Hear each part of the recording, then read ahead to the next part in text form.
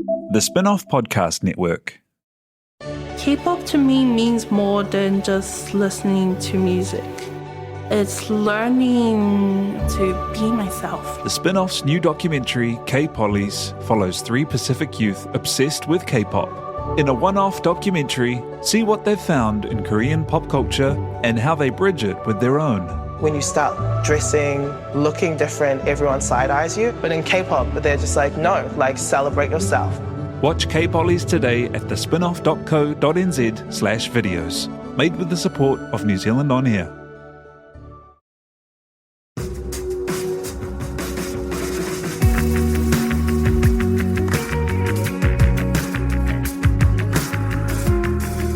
You're listening to Business is Boring, a podcast that reckons it's anything but. Business is Boring is brought to you by Spark Lab, offering inspiration and practical advice to help businesses find their edge. To hear more about Spark Lab, including details about the latest events, workshops, and business tools, visit sparklab.co.nz. And now, here's your host, Simon Pound.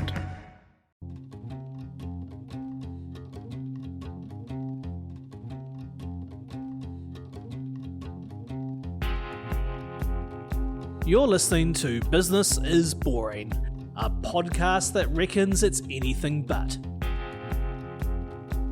Business is Boring is made by the Spinoff with help from Callaghan Innovation, New Zealand's innovation agency. Here's your host, Simon Pound. We're pretty funny animals, us humans. Some people see problems and do things about them, and others do weird things. Take supermarket plastic bags. The problem with plastic bags is that plastic lasts for generations, degrades into microplastics, and poisons the food chain and soil. So the answer we found to that problem? We banned thin plastic bags and made an absolute shit ton more thicker plastic bags that have all the same problems as the thin ones, except more so. Good work, humans. And then, as I'm sure you've all noticed, you get your shopping home and every product has 5 layers of rarely recyclable plastic. Well, one person who looked at that problem of plastic and packaging and did something wildly clever and cool is on the show today. In 2012, Brianne West, a scientist, became a kitchen chemist when she had a eureka moment in the shower that selling liquid soap to people in a liquid environment was probably bonkers. This led her to create hard soaps in paper and compostable packaging, with shampoo bars, soaps and conditioners becoming fan favourites. Through a couple of wildly successful crowdfunds, product development, opening up large retail channels in the US and Australia, and further afield, Brianne and Ethique have created millions of fans and stopped millions of plastic bottles going to landfill.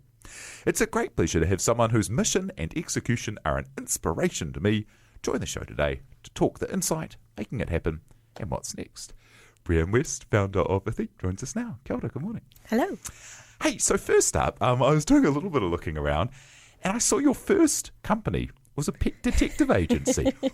Tell me about that, just to go completely sideways. I like that you call it a company, because I'm not sure it was. It was me and a poster, I think maybe 2 or 3 posters, hung up around McAndrew Bay in Dunedin saying, if your pet's lost, I'll go find it. And you know what? I found a cat.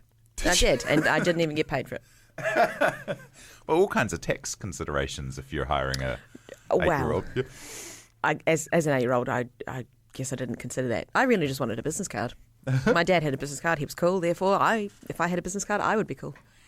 That's cool. So obviously from an early age and an entrepreneurial spirit and interest, talk me through kind of like your path into science. And you had some kind of cosmetic company as well before that, hadn't you? So path into science and study, and then the idea that got you into Ethique.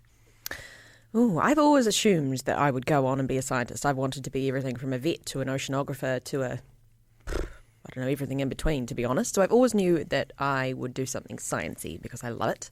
I was forever making stuff in the kitchen at home, like when I was, again, 8, 9, I was rescuing my parents came home once and I was trying to dissect a dead sparrow on the chopping board. It had died of natural causes. I had not murdered it. So I was always of that inclination. So I went to university, and probably on day one, I saw that all my friends had gone home from their lectures and then gone straight to their part-time jobs. And I thought, nah, not doing that. I'm not working for someone else. I hate it. I'd had a couple of part-time jobs, so I knew what taking orders was like, and it's not my thing. So I decided to start a cake decorating company. And I had that for about 15 minutes before I realised I actually can't decorate cakes. My mother is a phenomenal cake decorator. I am not. Shame. But my second company, which I don't know how many companies we're in now, but the first real one, I guess we should say, was a bog standard cosmetics company. So it was liquids, shampoos and moisturisers and blah, blah, blah. Those sorts of things. It went reasonably well, actually. I sold online and fannied around in my flat. It taught me a whole lot of stuff, mainly bad things. Don't ignore the IRD. Don't sort of ignore financials in general. Make sure you charge enough to cover the cost of your products. Really sort of things that most people have sorted before they start a business, but I'm a slow learner. I don't know. They're pretty useful things to learn, They're though. very useful, but most people do sort those out at a small scale before you get yourself into heaps of trouble. I got myself into a bit. I started a second company, which was a confectionery company, and about 6 to 8 months in, I got a bit bored with both because they didn't really have a point. They were selling product for the sake of it, and it didn't inspire me, didn't inspire joy, to use that phrase. So I thought, right, I want to do something that has genuine environmental impact. What is a problem I can solve? I have this cosmetic chemistry knowledge. I'm at university, so I've got access to some of the best minds in New Zealand. Yeah, I'm going to try and create the world's most sustainable cosmetics company. That's so cool, because cosmetics is like a wild business, isn't it? Like the actual costs, like once you get into it, you're like, wow, so that cost of the $60 bottle of moisturiser is the same as the cost of the $4 bottle of moisturiser. And the only difference really is the packaging and the efficacy. Like, once you've all got, natural ingredients, it's all the same kind of thing. The amount of the chemicals in there that are meant to do good things are probably in such low amounts that the dilutionary effect of the moisturiser means that they have no point at all. And people pay all this money for all this packaging. Oh, it's mental. It really is. It's the craziest industry ever. It's hugely wasteful, and it's quite predatory, I suppose, obviously, in terms of trying to make people feel bad about themselves to buy more stuff. But you're right, a $60 moisturiser, unless it has something like retinol or vitamin C in it, it's not really going to do anything more than a $4 moisturiser. And in fact, for a lot of people, natural cosmetics aren't great for them because they tend to be more allergenic. So if you're particularly sensitive, you should actually use natural cosmetics with a little bit of caution, just because they, you could have more of an allergic reaction to them. It's an interesting industry. And even if you've got retinol in there, the rest of the hard costs of what you've got in there are so nothing. Like if your average tub of, 100 grams of moisturiser's got about 10 cents of actual raw materials in it, doesn't it? Yeah, it does, and it's mainly because of the water. Let's take a moisturiser. So if it's a face cream, it's probably about 60% water. A body lotion is probably 80. Conditioner is 95. I mean, you're paying for water in a plastic bottle, for Christ's sake. Yeah, and then they make sure it's little plastic bottles so they get replaced often. And then the cost lines are all just the packaging they have to make, which is packaging's really expensive. Which is really expensive. Particularly good compostable packaging. And even more beautiful. And so you look at this industry and you go, well, it's entirely wasteful and the actual raw ingredients don't cost much. Let's concentrate the raw ingredients and get that in people's hands. Exactly.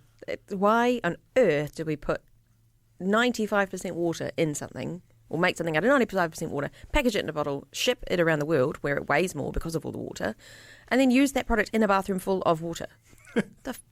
Well, I can tell you why. Yeah. Because it's marketing. It's cheaper to produce. It's honestly the cost of producing one of our solid shampoo bars versus a bottle of shampoo is incredibly different. So was it an actual in the shower eureka moment, looking at the shampoo and going, what's all this water doing in here? It was and it wasn't. I'm really clumsy. I dropped the bottle of shampoo and I thought, why is this happening? I think about the world in a strange way. I think I've got weird brain things going on because I often look at things and think, why on earth do we do it that way? And then someone will explain because that's what we do. And I think, well, it's a stupid answer. It's a really stupid answer. Why? Just why? I guess I never grew out of that irritating 3-year-old phase. So it was a combination of things. I knew from the previous business what a typical formulation looked like. I knew how horrific plastic was sort of before it was mainstream news. It was still certainly of concern to many people. And I thought, right, well, here is a easy solution. I always feel a little bit like it's a frivolous industry. But in saying that, every single person, hopefully, in New Zealand uses some version of personal care, whether it be soap or shampoo or toothpaste or whatever. So you are having a reasonable impact. And we've saved about 4.3 million plastic bottles so far. That's not bad. That's amazing. And it's not just like from not bringing them into the supply chain in the first place is a real success. Yeah, well, it's not just the not having to have them recycled, because they won't be recycled statistically anyway. It's the not having them made, which is the heaviest carbon footprint aspect of them, of course. So yeah, taking that step back and going, okay, so we go and we buy a bottle of shampoo or conditioner and it's 95% water, and then we bring it home, we have it in the shower and we drop it down the sink, and we've just lost $8 of shampoo or whatever. How do you go from that really great insight to then going, okay, I'm going to make a hard soap bar? Because I wonder if the reason that hard soap bars went around is because it's probably reasonably challenging to make them so that they reliably lather up or reliably do things. Like, what were the challenges there? I think the major reason is because it's more expensive to produce them, and because they're smaller on the shelf, so the consumer thinks, nah, too expensive. So if you look at one of our bars, it is 110 grams versus a 350ml bottle, but that 110 gram bar is worth 3 of those 350ml bottles. So, it's a bit of a hard sell, and I suspect money is more than anything, rather than it being difficult. Because actually, making the first shampoo back, feels like 400 years ago, was tough to get started, but once I had a basic principle, then it was really just iterative improvements. I looked at what a liquid shampoo was like, and once you removed all the water, what was left, and how it was formulated to what it did. The difficulty is of producing a solid bar. So you can make making a mushy paste is quite easy, but then making it structurally sound and last well in the shower in a wet environment or a steamy environment is the tough bit. But having enough payoff. So it took a lot of testing. I mean, we're still forever creating products now, and it takes a while to get it from concept, which is usually a scribble written on my wall in the office, to a fully fledged product. It must be something to go, how do we make a water-soluble product, not too water-soluble, in a watery environment? It's a little harder than, it sounds hard, and it is hard. Yeah, because payoff is an important word. And with that insight that the actual material inside the packaging is often not the most expensive thing, does that mean you can create a really amazing value proposition as well by having kind of a much longer lasting ingredient inside this packaging? Yes and no. We don't do it in the cheapest way you could do it. So we are definitely not the cheapest shampoo bar out there. But I think there's probably an important consideration, which is most shampoo bars out there are soap. And I know people say, oh, hard bar soap. It's not. And it's a pedantic thing to get, pedantic about. But soap's really bad for your hair. So soap is a really high pH. Your hair has naturally an acidic pH, and if you use something with an alkali or high pH on your hair, it makes your hair rough and dull, and all your hair colour drops out. So if you're spending money on your hair colour, the last thing you want to do is use a solid bar. But our products are actually shampoo. So imagine a bottle of, a really good quality natural shampoo with all the water boiled off. So it's an important distinction. But we also choose to use only sustainable ingredients and only palm-free, for example. So palm oil is a horrific industry that we won't have any part of, even though it is the most efficient oil. Currently, the way it's being produced is not at all environmentally friendly. So we use coconut oil or rice bran derivatives or olive oil, but these are all, on average, 6 to 18 times more expensive. So our bars are much more expensive for us to make, hence they're a little bit more expensive to buy. However, in saying that, longest sentence in the world, if you look on a per wash use, they are the same cost per use as a supermarket shampoo. Without having to go through maybe 3 or 4 plastic bottles in the time period that you've got this one hard bar in your shower. Or murdering orangutans. Okay, that's probably unnecessarily inflammatory. You subcontract the murder of the orangutan. It's not you personally. It's... Yeah. Well. And so, right, you've cracked the idea, which is like a really interesting challenge to solve. But how do you change people's behaviour? So most people are just so used to buying shampoo. How did you get it in people's hands and get them to use it? And what were the responses from people? Interesting question. So we always approach a market. So we're now in 14 different countries. So I'd like to think that we're getting better at it.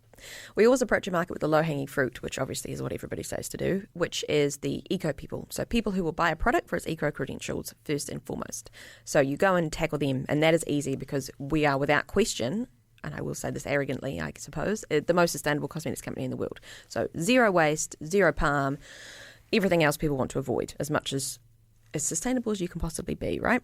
And we're also living wage, and we donate to charity, 20% to charity, blah, blah, blah. So telling that story and getting people who care for that side of things is an easy tell. And then you have them by the emotions.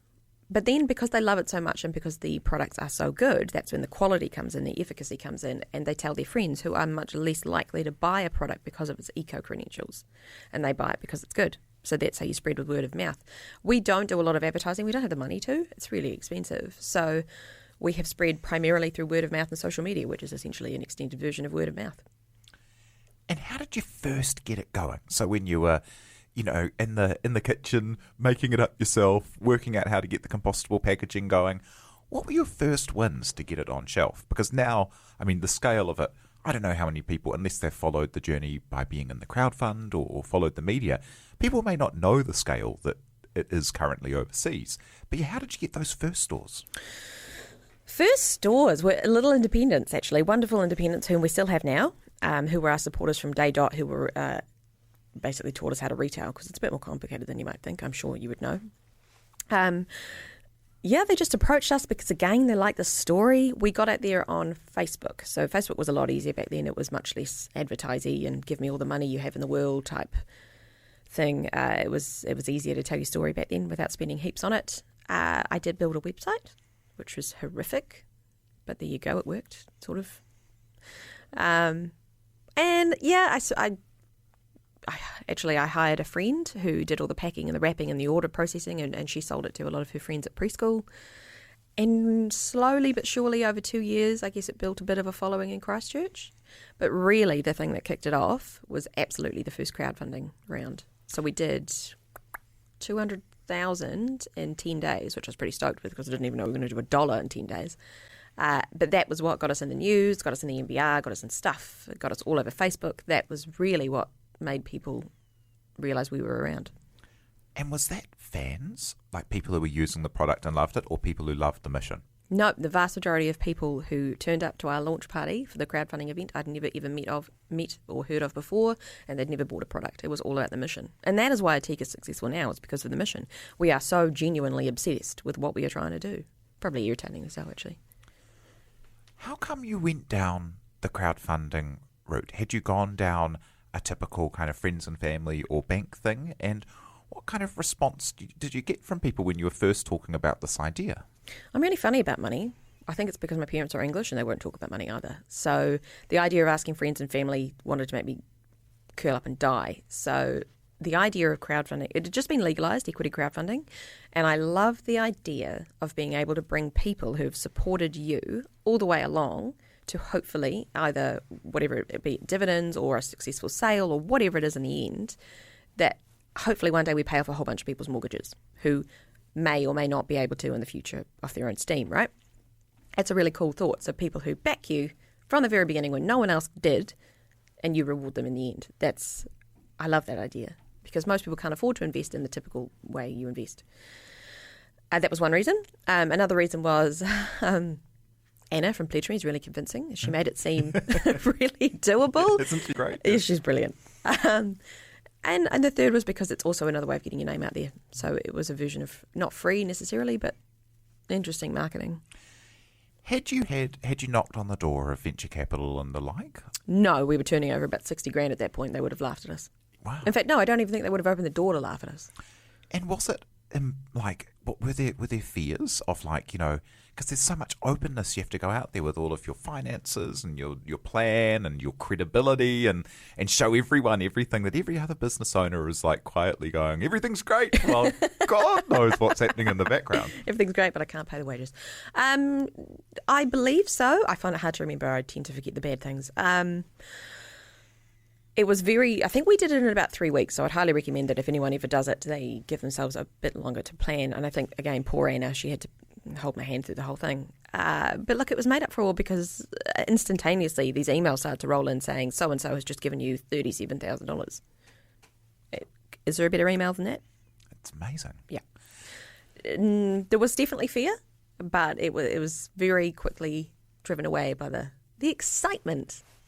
And off the back of that, you'd made a plan, a really clear plan to execute on, and you got the money through, and really big raise, and it got the word out there, and you created these advocates. How did you go from there with executing the plan? Because plans are hard. They're easy to make, but they're hard to follow through exactly as you want. And then you've got a whole lot of maybe somewhat sophisticated, somewhat not, and I'm not using sophisticated. Maybe somewhat experienced investors and some maybe not so experienced investors who may not know companies are like a complete mess.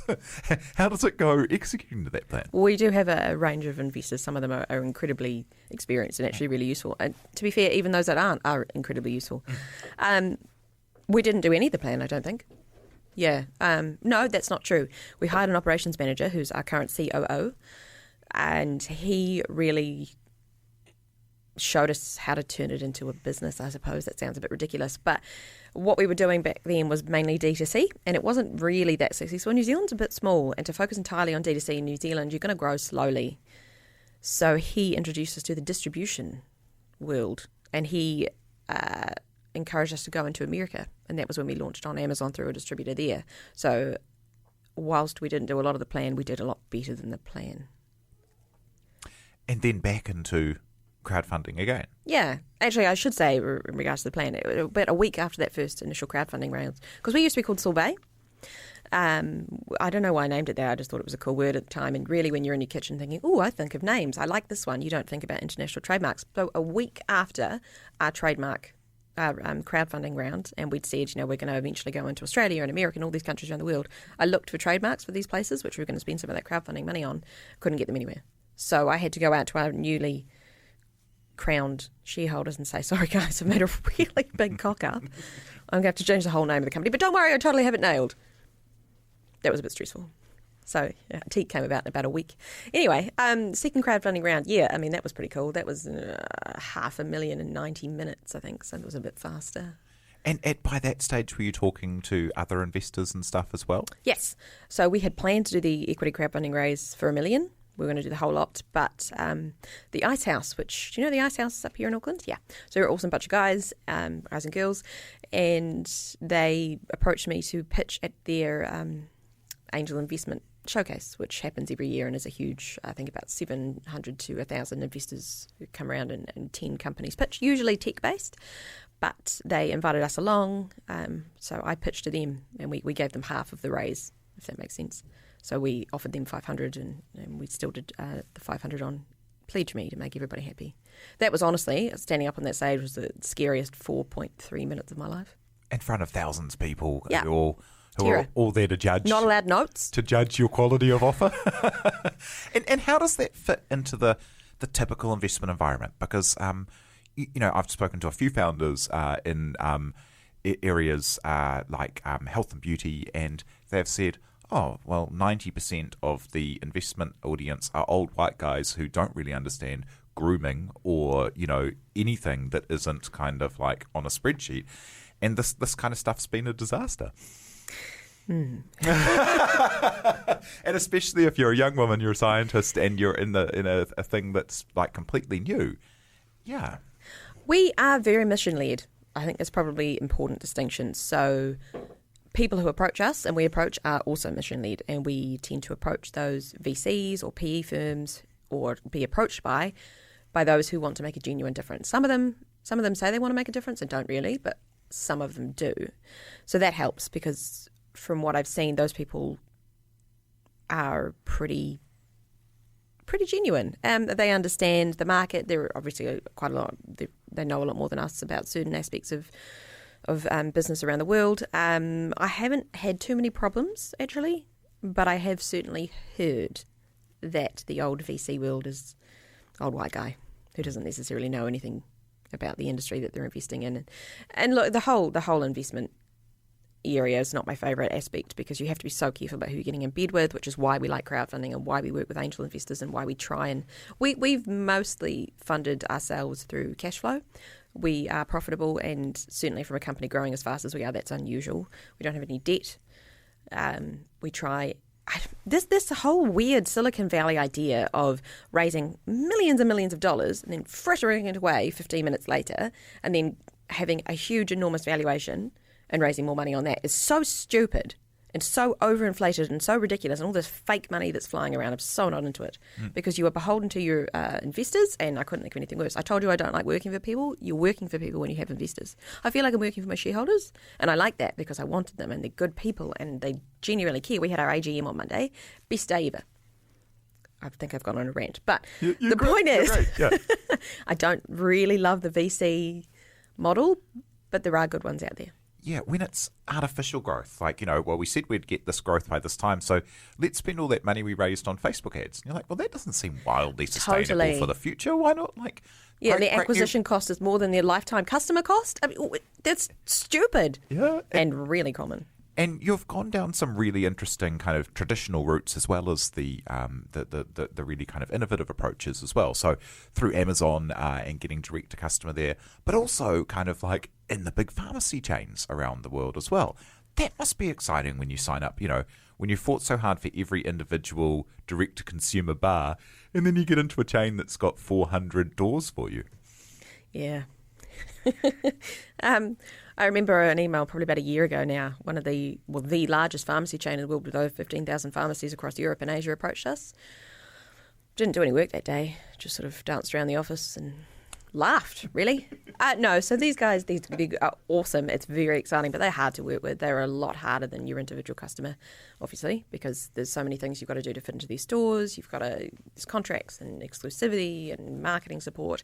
So you've got to approach it carefully. But, I mean, our most recent launch was into 850 stores in Holland and Barrett in the UK, and we sold it in 48 hours. So if you get it right, it's pretty phenomenal. Amazon is I think, our second biggest market on its own. Well, America, because we're also in Target in Australia, in America. But the UK has now quickly surpassed that. So you've got to really be careful about finding the right retail chain, because some of them just want you on their shelves to say they've got a sustainable brand. And how do you tell the story through them in a way that it sells out in 48 hours? It's harder. It is really hard. We have really good PR teams in every market we're in. We also have great digital marketing who are based in New Zealand, and they tell the story as much as possible from an online and press perspective. But in store it is hard, especially as our bars are smaller than a bottle, so you can tell even less than you can on a shampoo bar, on a shampoo bottle. But we have good displays. We take a lot of time to educate and give the staff samples, because the staff are your advocates in stores, so it's important they know and love your product. It's really the best you can do is external support, staff support, and get real buy-in from the retailer. There's that great expression in products, which is your packaging sells the product the first time and your product sells it the second. So I guess having a great product helps for the rebuying, but then it's that story and that first shelf appeal that's the first go, isn't it? Yeah, and that's where reviews come in. So we do lots of trials because, look, people are like, well, that ain't going to work because it's a bar, therefore it must be soap, therefore it must be shit. I hope I'm allowed to swear. Yeah, I've already done it several times. Go for it. Good.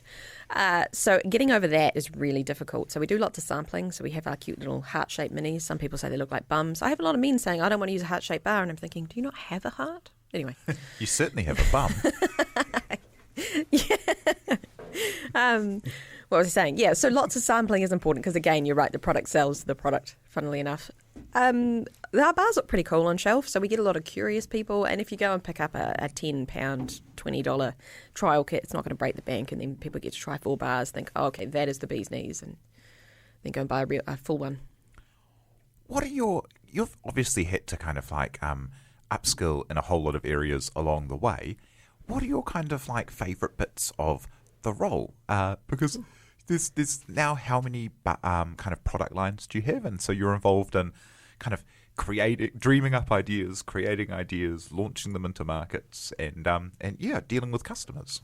And probably we're a small team of 9 in Christchurch. Obviously, manufacturing is significantly more, but the head office in Christchurch is 9. So Everyone does many, many things. And I have an amazing supportive team, and I could do nothing without them. I kind of do a hodgepodge of stuff, and my favourite bits are concepting products. So I come up with some random idea and shower on a plane, oddly. I seem to be weirdly creative on a plane. Maybe it's the forced inactivity, I don't know. I reckon it's the secret fear. You're always like, your brain's going on a plane because you're so busy going like, I'm not in the metal tube, the kilometre off the ground, everything's fine. Yeah, it ain't that secret with me. I used to be paralytic with fear on planes. I used to cry and embarrass everybody. I cry less now, thankfully. But I do get creative on a plane, so I will come up with some weird concept. I will usually email my mother, who works as our little R&D squirrel, and she'll go and make it in the lab for us in Christchurch. And then if it works, great. It usually isn't that simple, let's face it. There's usually quite a few changes. And then we send it up to our factory in Auckland, and they figure out how to make it at scale, because that is not a linear process. So I enjoy that, but I love working with a team on regardless what it is really, whether it's figuring out a solution to a challenge, not a problem. I love working with international retailers on the launch. Sort of day-to-day stuff I don't handle at all, but the planning the launch and executing that's always exciting because it's a new market. I do all the PR and the fronting for the company, obviously. I like public speaking. I like spreading the word about why environmental businesses are important. I like lots of things. Yeah. Tell me about the manufacturing, which is an interesting thing. Like, how do you go and control the quality, and you're making them in a series of factories around New Zealand, and is that an important thing to you? Yeah, it is. I had a dream many, many years ago that we would have little pockets of industry, little pockets of factories all around regions in New Zealand, because obviously jobs are leaving the regions and it's like if they're everywhere in the world, and it's sad. It's really sad. I saw this as a way to try and help that, which is why we worked with a factory in Blenheim. But in reality, having millions of factories around the place is never going to work. You can't get the scale, you can't get the volume. You'd be hideously environmentally inefficient to start with. So this is kind of a compromise. So we have 2 in Auckland and 1 in Blenheim. And it's really nice. Not only do you have risk redundancy, so if something happened to one, you can knock on to the other, but also you do get to work with a whole bunch of different teams. In Blenheim, it's really cool. It's obviously it's a little bit seasonal, but I think at the height there was 15 people employed there that wouldn't ordinarily be. It's just it's a really nice little initiative. And do you do your own factories, or are they contract partners? No, we used to. We built a factory in Christchurch, 800 square metres, I think. It was very exciting. We moved in March, and we started to plan to move out in December. We'd outgrown it. It was supposed to last us 5 years. That's a good problem to have. Honestly, I can't count the number of times people tell me that a day. It's very irritating. Oh, that's a good problem to have. Shut up. Yeah. And so talk us through where the scale of the business is now. Like, what have you gone to what have you got to so far? Well, I think the biggest example of that is 2 years ago I stood up on stage on the Ice Angels event, as I told you, and I said we've saved 200,000 bottles. And I was pretty stoked with that at the time. Now we have saved 4.3 million. So that goes to show you how different it is. And it's important to remember that each bar is equivalent to between 1 to 5 bottles, depending on the product. So a shampoo bar is 3, a conditioner bar is 5. So we have to work out what we sold in what period and figure it out through horrible maths. But we're in 14 countries. We are in 2,500 retailers with another 2,000 by the end of this financial year. We will be in another 6 countries by the end of this financial year. Yeah. How have those people in the crowd fund gone so far? The people who are in the first lot? They were very happy at the end of the AGM, yes. That's fantastic. I heard a rumour that your company was one of the fastest growing things that had ever gone through the Icehouse. Yes, we were told also that we were one of the only ones they've invested in that's actually made their projections. Wow. Which is sad, I suppose, but also great for us. So, yay. What did people along the way tell you couldn't do it? Constantly. Oh, my favourite story, and I don't know if I should tell this, but she doesn't work there anymore, but one of our current retailers, no, I'm ruining my story. Okay. I once approached a retailer back in, 2015, so pre-crowdfund, and we looked terrible, horrifically bad. We were also called Sorbet, so so not retail ready. And I said, hey, would you like to sell these bars? We'll let you if you want to. And she emailed back very nicely and said, good luck building a market for this kind of product. I don't think it will sell. And I was pretty crushed because I didn't have any resilience back then. So I lay in bed for probably half an hour and just thought, what's the point? Nobody cares. Yeah, self-pity. But we are now that company's third fastest selling brand. So that makes me feel pretty good. And I'm not at all petty about it. How do you build that resilience to keep going when people say no? It just comes. You either have it or you don't.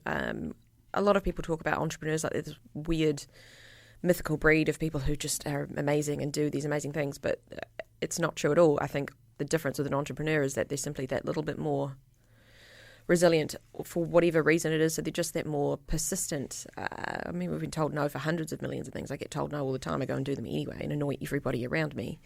I think that's all there is to it, is you just eventually build it. And if you don't, you won't succeed. Do you get asked to give people advice about how to do things like that? I do, and I'm a little bit reluctant about it because I don't know everything. I mean, the reason the joy or the advantage of being CEO or spokesperson or whatever is I get all the credit, and it's not really fair because I would not be here without a team at all. My team is phenomenal. All I had was an idea, right? And they've helped me execute it. So when people ask me for advice, I'm a little bit nervous because what if I give them shitty advice?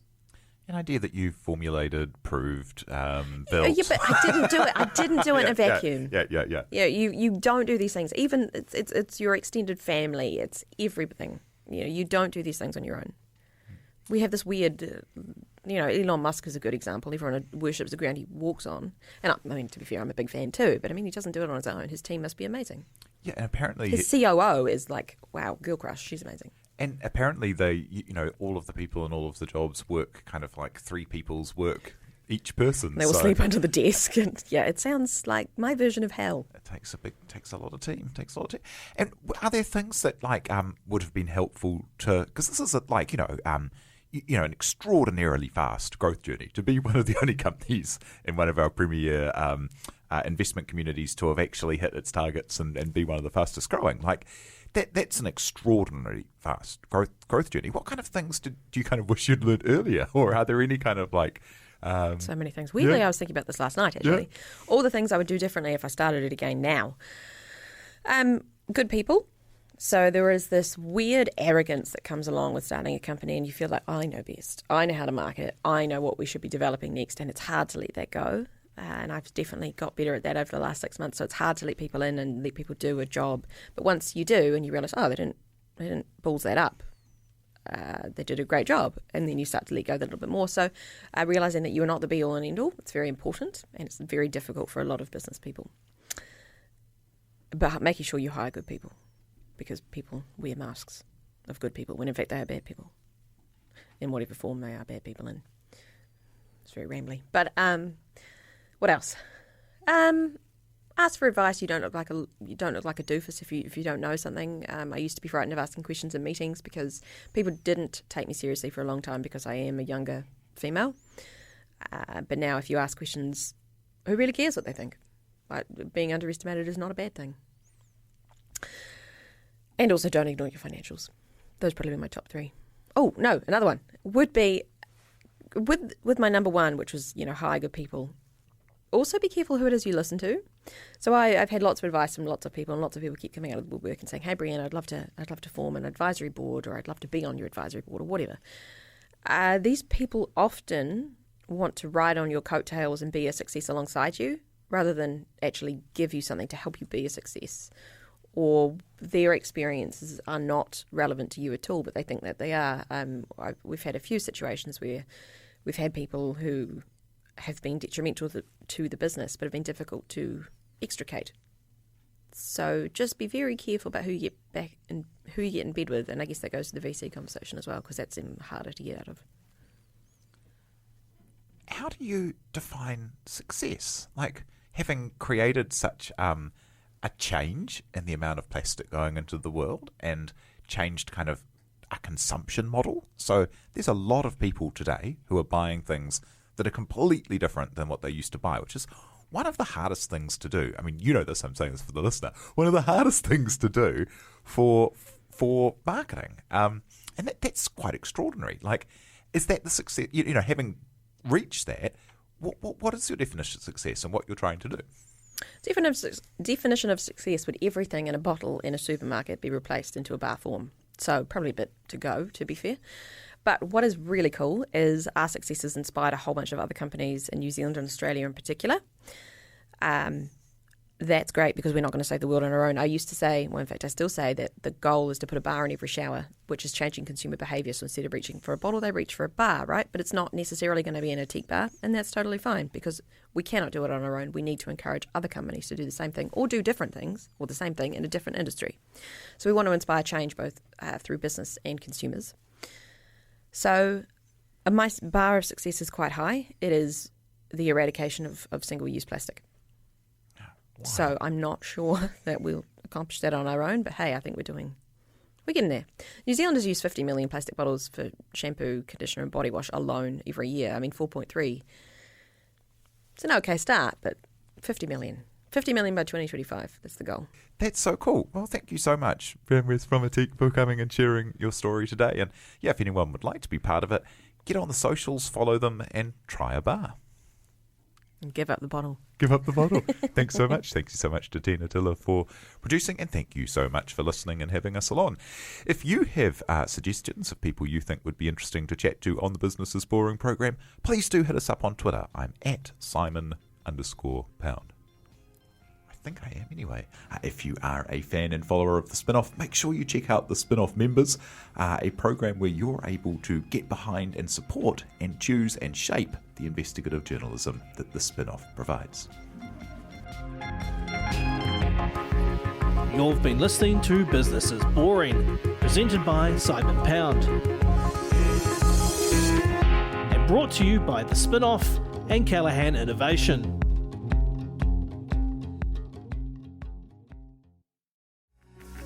From the Spinoff Podcast Network, that was Business is Boring, brought to you by SparkLab. Make sure you're following Business is Boring wherever you get your podcasts. And for more information on SparkLab, visit sparklab.co.nz.